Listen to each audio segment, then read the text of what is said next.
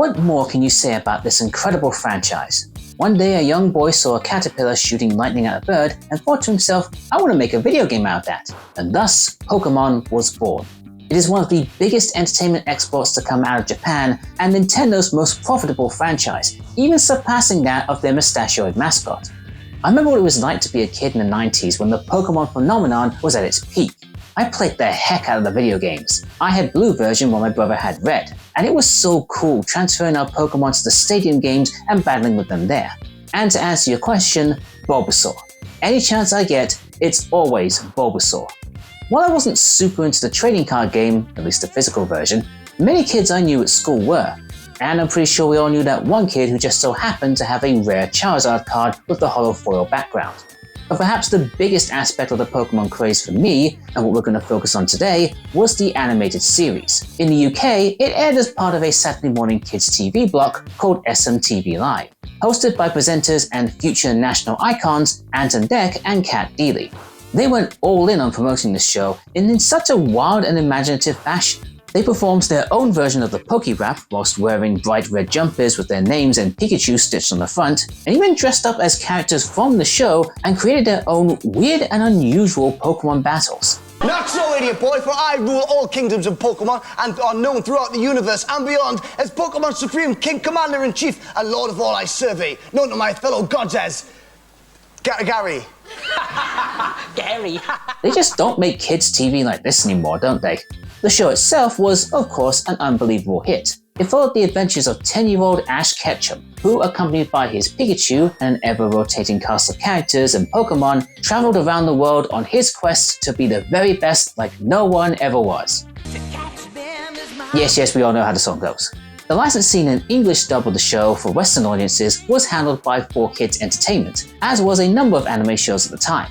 Because it was being marketed towards young children, several episodes were heavily edited, and a few were even outright banned, including the infamous Porygon episode that caused hundreds of seizures in Japan due to one scene featuring rapid flashing lights. There was also an episode where a guy just straight up points a gun at Ash's head, and another where James from Team Rocket wears a bodysuit that has a set of inflatable, airbags? Wait, what did that kid see to make him think to write that? Even with these changes and more, the show was incredibly popular and is still airing to this very day. And because it was so popular, naturally the producers wanted to translate the success from the small screen to the big screen, resulting in the ominously named Pokemon the First Movie. And man, you have to have some massive Pokeballs to dare and call yourself the First Movie. Like, even in Japan they didn't call it that. They just called it The Movie, like every other sensible franchise would. Maybe this was because the second movie was already airing in Japan and they felt confident that they would get that movie eventually. But still, this felt like a direct message to parents saying, yeah, we got more of these coming, so keep your wallets warm for us.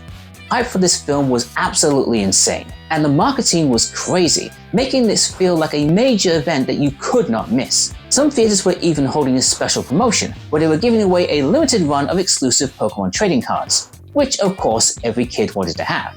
It's kind of like the special edition popcorn buckets you get nowadays, but objectively less creepy. The film was released to Western audiences in November of 1999, and as you'd expect, it made a killing at the box office, becoming the highest grossing film based on the video game at the time until Lara Croft Tomb Raider released 2 years later. Thank God that film didn't get a popcorn bucket. Despite its critical success, it was overwhelmingly panned by critics, seen as nothing more than a grand-scale video game commercial that offered nothing enriching to the viewer. Now, some could say that this was simply needless cynicism from a bunch of old farts who don't understand the Pokemans and why children were so obsessed with them.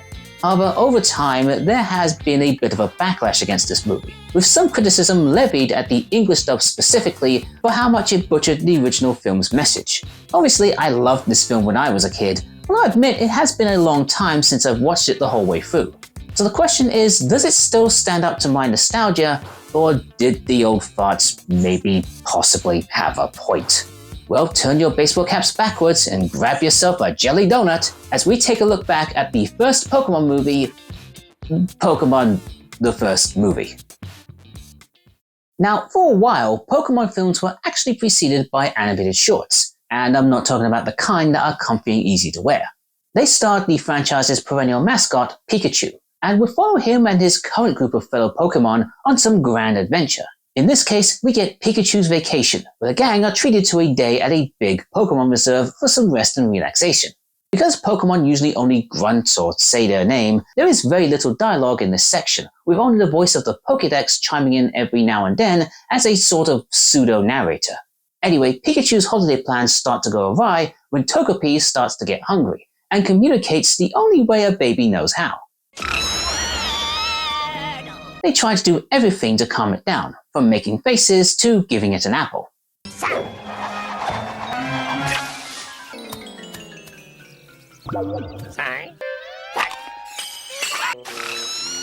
Until Bulbasaur is able to put it to sleep by singing it a lullaby.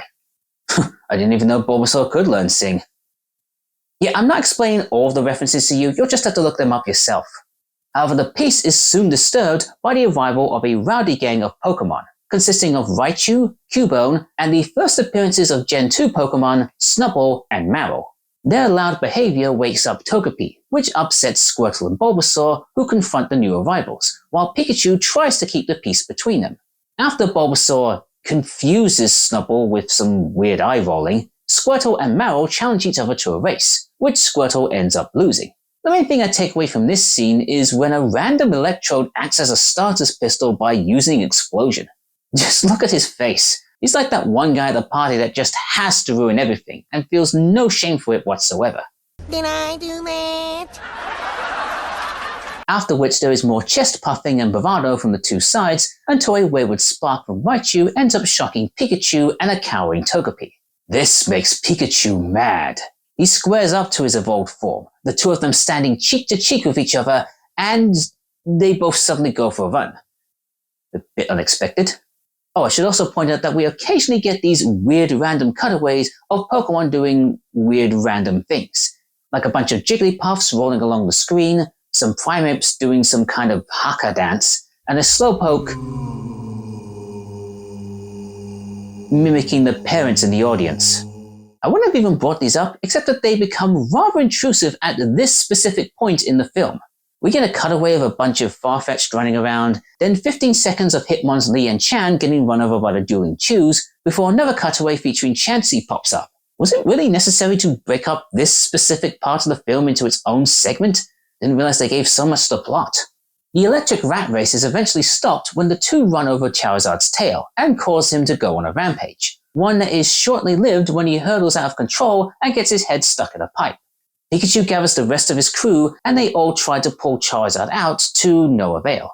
So he goes to plead his case with the rival gang, and I'll say this, even without proper voices or subtitles, you can still get a strong idea of what the Pokemon are saying and thinking through their mannerisms. The gang decides to help them, aside from Cubone, who hasn't had anything to do this entire film. But when he eventually joins, they all manage to free Charizard. Okay, are you trying to tell me that they could only get Charizard out with Cubone's help, even though they already have an Onix on their team? I'm calling bull on that one. Or should that be Tauros? Anyway, with Charizard now free, the Pokemon repair all of the damaged structures, spend the rest of the day having fun, and then they say goodbye to their new friends as they head off back to their trainers. This was a fine enough story that perhaps got padded out too much with the cutaways. I do find it strange that the bully gang just turned face at the end very easily. I can only imagine how the sudden realization of their actions must have panned out.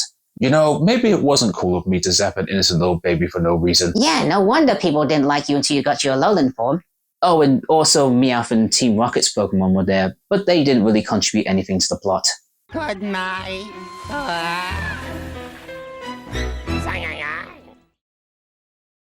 Now we come to the main feature of our movie, Mewtwo Strikes Back. And of course with a name like that, it can only be about one Pokemon in particular. Dunsparce. A group of scientists discover some ancient ruins dedicated to an extinct Pokemon named Mew, who was said to be the most powerful Pokemon to ever exist. Bear in mind that this was long before they decided that God was a Pokemon as well. They discover some of its DNA and per the orders of their boss, use it to create a much stronger version of Mew, dubbing it Mewtwo. However, upon learning that it is merely a clone and thus developing an identity crisis, Mewtwo has a major crash out and destroys the laboratory, killing all of the scientists inside. We dreamed of creating the world's strongest Pokemon, and we succeeded. In hindsight, I probably should have taken that company-mandated vacation time. Shortly afterwards, Mewtwo is approached by Giovanni, the leader of criminal organization Team Rocket, who offers Mewtwo an opportunity to become stronger and find a purpose. I love how this guy just casually strolls up to this monstrous creation, standing in the wreckage of a burning lab, and simply asks him, "You want a job?" Mewtwo is fitted with some kind of armored suit and made to do Team Rocket's dirty work, including some things that tie in with the series at the time. But then Giovanni stupidly tells Mewtwo that its only purpose is to serve him, which of course makes it angry, and it decides, "Screw that, I'm out of here." Thus, Mewtwo destroys the base and flies back to the island, where it vows to get revenge on all humans and Pokemon and conquer the world. After the opening titles, we cut to our main heroes, Ash, Misty, and Brock, as Ash takes on another trainer in a Pokemon battle, where his Bulbasaur faces another debuting Gen 2 Pokemon, Donphan, Squirtle was able to outclass a fully evolved Machamp, and Pikachu's Thunderbolt wipes out 3 Pokemon at once, including a Golem that should be immune to all electric attacks. Who's Ash feeding this thing? Red Bull and Proton Packs? After Ash's fight, they're approached by a Dragonite, who gives the 3 a message inviting them to an island, not that one, where they have the chance to meet someone claiming to be the world's greatest Pokemon trainer inside his fortress. They accept the offer while Togepi looks like it's having war flashbacks, and head to the nearby wharf to charter a ferry heading there. However, a raging storm created by this mysterious trainer, yeah, it's obviously Mewtwo, try and act surprised later, is preventing any ships from leaving the docks. And with Nurse Joy missing from the nearby Pokemon Center, trainers are discouraged from using their Pokemon to traverse the seas. Nonetheless, a few eager trainers choose to ignore the warnings and head for the island, with Ash's crew getting picked up by a pair of Vikings for some reason. I didn't know Vikings still existed. They mostly live in Minnesota. Well, except for this one who lives in New York. These Vikings are soon revealed to be Jesse, James, and Meowth of Team Rocket, but they're quickly separated in the storm, and our heroes use their water Pokemon to get them safely to the island. My master bids you welcome to New Island. Okay, can we just take a moment to appreciate how gorgeous this film looks? The backgrounds are so incredibly detailed, and a lot of the animation is so smooth and fluid. It's certainly a step up from the TV show, which isn't too bad, but in comparison, the movie runs rings around it. The 3D effects are also employed super well. Maybe a touch outdated nowadays, but for the most part, it still holds up, and never feels like a gimmick that intrudes upon the main plot. There's also some surprisingly long moments of silence. No forced exposition or jokes designed to keep the audience from getting bored, just some soft background music to bring in a chill and eerie atmosphere. It's honestly quite refreshing. Ash and the gang are brought to the main hall, where they discover that only 3 other trainers managed to brave the storm. Let's now have a moment of silence for that missing girl and her Fearow.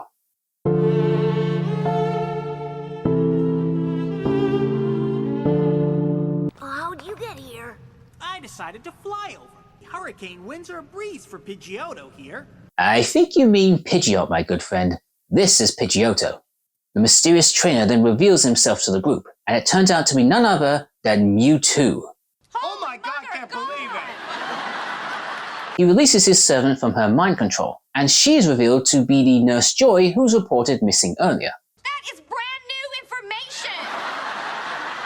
Mewtwo exposits about the cruelty of humankind, citing that his own creation was just so that he could be made to serve others. He claims that his storm will destroy all of humanity, including all other Pokemon, since they willingly choose to serve the humans. Mewtwo honestly comes across as very intimidating in these scenes. It probably helps that the voice actor doesn't have to follow any lip movements, so he can give whatever performance he thinks is best, as opposed to the others who Where am I? And how in the world did I get here? don't. Mewtwo challenges the trainers to a Pokemon battle, revealing that he has cloned versions of the 3 Kanto starters' final evolutions. And I'll bet he didn't have to trade and reset his game in order to get them. The clones win their fights, and Mewtwo captures all of the trainers' Pokemon in his own special Pokeballs. Seeing them all get captured like this feels like I'm watching the Pokemon equivalent of a bloodbath. Even calling them back into their Pokeballs doesn't help, as Mewtwo just takes them as well. Pikachu tries his best to escape, but also gets caught, and Ash, not wanting to lose his best friend, follows the captured Pokemon into the depths of the fortress. Meanwhile, Team Rocket has managed to get to the island, and they discover a secret laboratory which houses a machine that begins creating clones of the captured Pokemon. There goes Alakazam! Oh, for the love of Arceus, that's Cypher! I could forgive the Pidgeot Pidgeotto thing since they do have a similar appearance, but these two aren't even the same type. How do you mess this up? Did you see an Alakazam getting captured earlier? Cause I sure didn't. Sandshrew? Ugh. Anyway, Ash enters the lab and leaps into the machine in an attempt to rescue Pikachu. I do quite like the lab environment here. It's giving me a lot of Biopug vibes. Feels like I'm watching an episode of MacGyver or something. Ash does free Pikachu, destroying the machine in the process. This causes all the clones to awaken and join Mewtwo. It also frees all of the captured Pokemon, and Ash leads them into battle. You can't do this. I won't let you. Man, I bet Ash has never felt more like a badass in his entire life. Too bad he follows this up by doing something really stupid. Ash, no! Look out! Fortunately, he's saved by the arrival of Mew, who's been secretly following everyone for the entire movie. And the contrast in personalities between the two legendaries is very apparent, with Mewtwo being far too brooding and serious, while Mew is a goofy, almost childlike playfulness to him. Look, he's not even paying attention as Mewtwo monologues about how he'll destroy him and prove he's the superior version.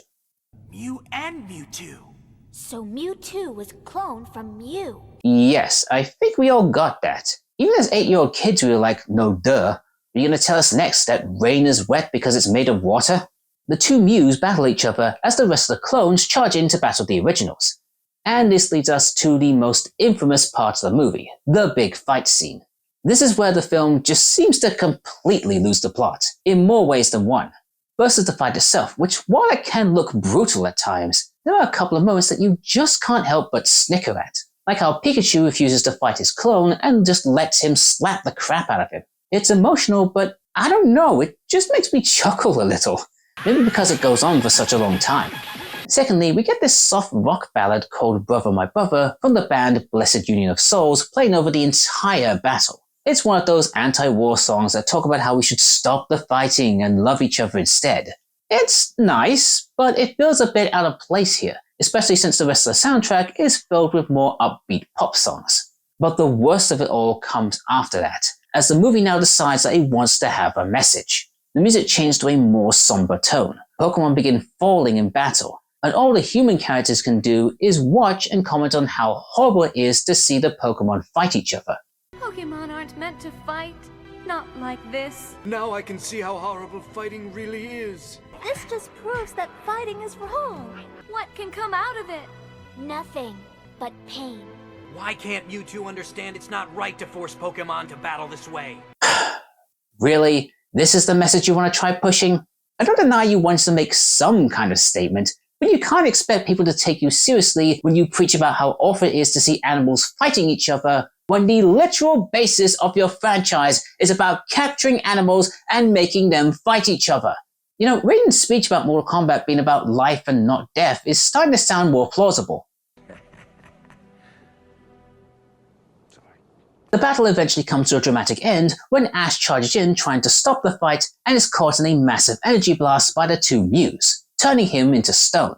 It does lead to a genuinely sad moment as Pikachu tries desperately to revive Ash with electricity. You can really hear the anguish in his voice as he keeps trying to no avail.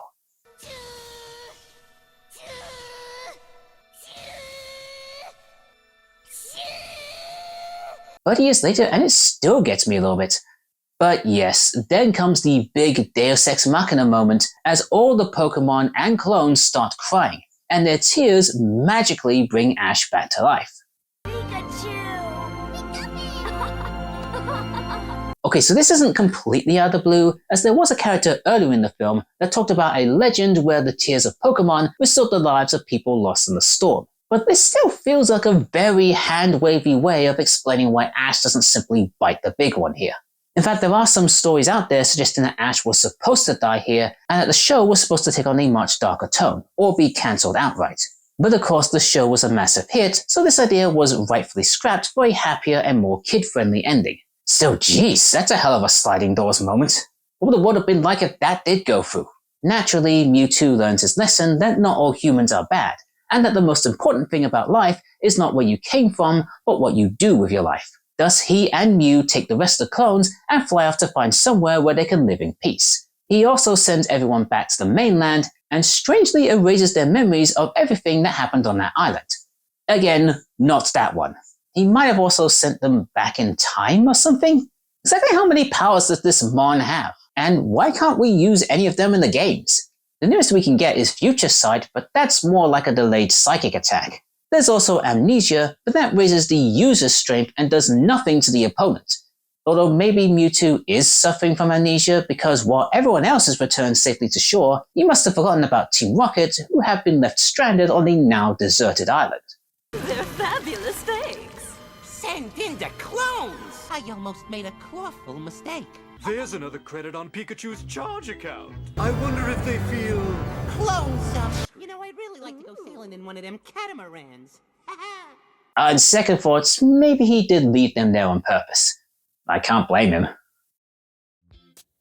I kind of have mixed feelings about Pokemon the first movie. On the one hand, it's a great nostalgic piece of my childhood. The animation is really good, with bright colors and fluid motions and free effects that still hold up to this day. The darker tones also help to make it stand out from the more lighthearted TV show, giving the film a more grander, epic feeling. But on the other hand, its plot does go a bit haywire at times. Mewtwo's ambitions and motivations tend to jump all over the place. First he wants to get revenge on the humans, then he wants to conquer the planet, then he wants to wipe out all humans and Pokemon and replace them with clones, but then he says he'll protect the ones he captures? I might be misremembering that part. I don't know, things seem to be a little bit off. The film was reportedly heavily edited for the English dub, as Mewtwo was originally a lot more morally ambiguous, focusing on ideas of existentialism and one's purpose in life. 4Kids ended up changing that to make him more of a generic villain with a bit of a god complex and aspirations of world domination. In fact, a lot of the changes they made seem to butcher much of the film's original vision. The big speech about how cruel it is to watch Pokemon fight one another, originally it was about how the clones had just as much a right to live in this world as anyone else does. I guess meaning don't judge people because of their differences, they're still human like the rest of us or something. It's a little bit murky, but not as much as an afterthought as the English dub treats it. But probably the biggest crime in the eyes of the fans is the fact that they leave out a key part of the story. 1 year after the film's Japanese release, we got a 10-minute short film entitled The Birth of Mewtwo, adapted from a radio drama of the same name.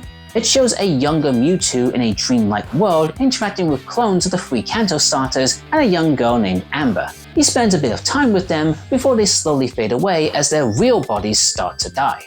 I guess they left this out of the English version because it is a lot darker than the rest of the movie. There was an English dub of the full film that was eventually included in the DVD release of Mewtwo Returns, but man, it would have been so great if it had been included in the original film, and it would have potentially fixed a few of the issues with it as well. There's a line from Amber as she fades away about how her father used to tell her a story about Pokemon's tears being filled with life. That would help tie in great with the movie's climax. We even get a bit of backstory for the lead scientist, and it's tragic as hell, with Amber being his attempt to clone his deceased daughter and his wife leaving him due to his obsession over it. Good God, Pokemon, you're more metal than I gave you credit for. Still, even with some of the backlash over these grievous omissions, overall, I do think very fondly of this movie. Yeah, the nostalgia might be blinding me a little bit to some of its faults, and I really tried to look at this from a more mature adult perspective, but I can't help myself. The show and this movie were a huge part of my childhood. I remember Ash getting Pikachu for the first time, catching all of the starter Pokemon, meeting Misty and Brock, the battle with Magmar, earning Charizard's respect, that episode where they said goodbye to Butterfree. I cried for days after I saw that.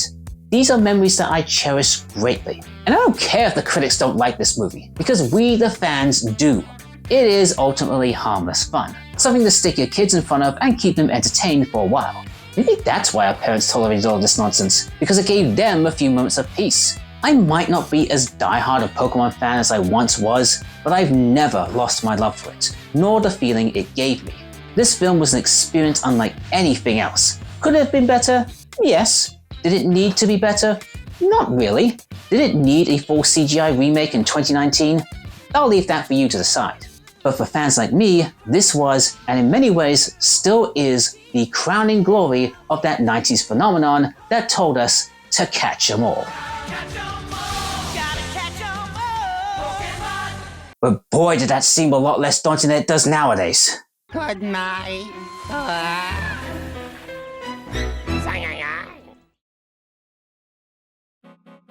Hi everybody, TeknoBoy here. Thank you so much for watching this video on Pokemon the first movie. Assuming you are watching this video, I think Warner Brothers has taken down one of my videos before, and so hopefully you are actually seeing this one in the way that I intended it in the first place. But yeah, this was very fun looking back on the first film. I really hadn't seen it in a while, and Pokemon was such a huge deal back in the 90s, as I had mentioned previously. Yes, my first Pokemon was Bulbasaur, he's my favorite Pokemon of all time. Yes, I did cry like a baby when Butterfree left in that one episode. It was just the most heartbreaking thing that happened at that time. Gonna keep this one nice and short. Let me know what your Pokemon memories are, what your games you started off with, where you started off in the anime, and tell me some of your favorite memories about Pokemon. And as always, be sure to like, share, and subscribe, all that good stuff. And I will catch you guys next time. You get it? Because the Pokemon gotta catch... Okay, bye.